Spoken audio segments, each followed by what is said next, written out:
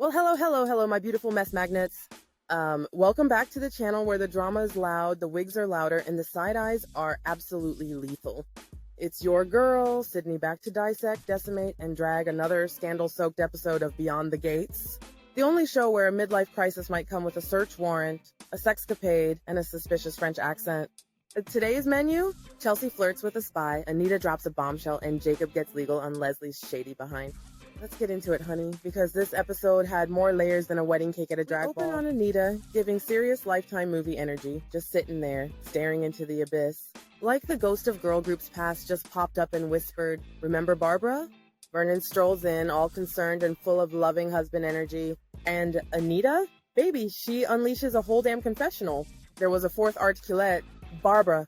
Oh yes, apparently the original Destiny's Child had a fourth member, and Anita Beyonce'd her right out the group because Dante, sleazy Svengali of stage mics and shady mustaches, didn't think she was marketable enough. Cold. Sis straight up says she killed Barbara by choosing ambition over friendship. Whew, not Anita turning into the villain of her own behind the music documentary.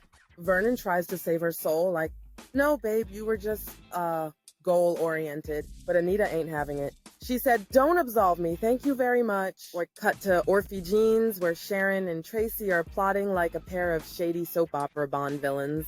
Sharon's sipping her tea, probably iced and full of bitterness, while calmly declaring she's ready to relaunch her career on Anita's broken spirit. Tracy's like, "This is kind of messed up," and Sharon replies, "Sweetie, so is my career, and I'm tired of being broke."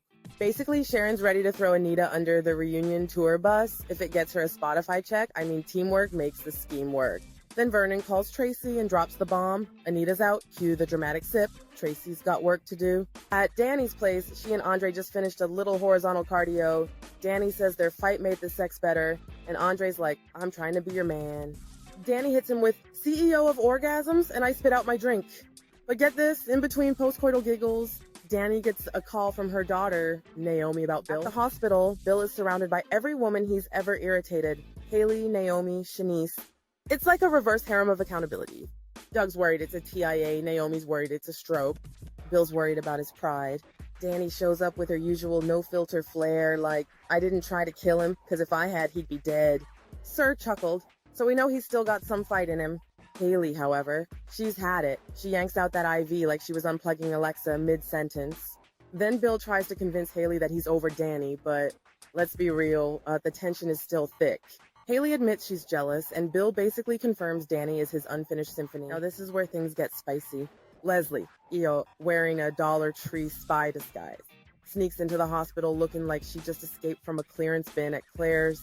Shanice recognizes her instantly because, duh, that fedora ain't fooling anybody. Leslie tries a French accent that sounds like Pepe Le Pew after 3 shots of tequila, and Shanice is like, "Girl, bye."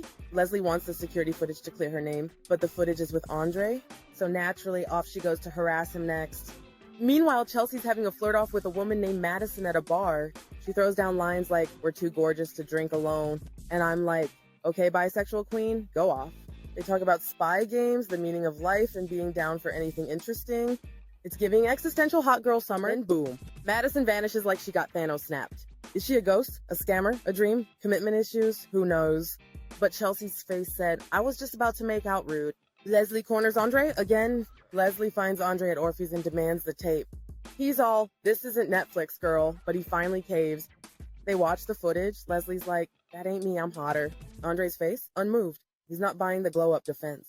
He even takes a photo of her like, "Just in case we need this for when you run again."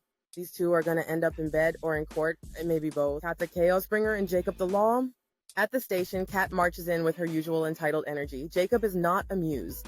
She wants Leslie fried, grilled, and served with a side of karma. Jacob's like, "Ma'am, you do not sign my paychecks."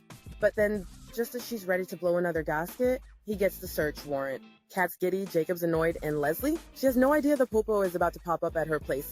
Wow, so to recap, Anita's guilt is eating her like it's Thanksgiving. Dani and Andre are back on top, and literally, Chelsea might have ghosted or gotten ghosted by an enigma in heels. Leslie is in more danger than a soap opera character holding a wine glass near a staircase, and Kat needs to sit down somewhere before Jacob calls HR. Y'all love the chaos, drama, and wigs flying in Beyond the Gates. Don't forget to like, comment, and subscribe because, honey, we've only just begun. Catch me next time where we find out if Leslie's apartment holds secrets, skeletons, or just a pile of bad wigs and worse alibis. Stay shady, stay messy, and as always, don't trust a man with a cassette collection and a dream.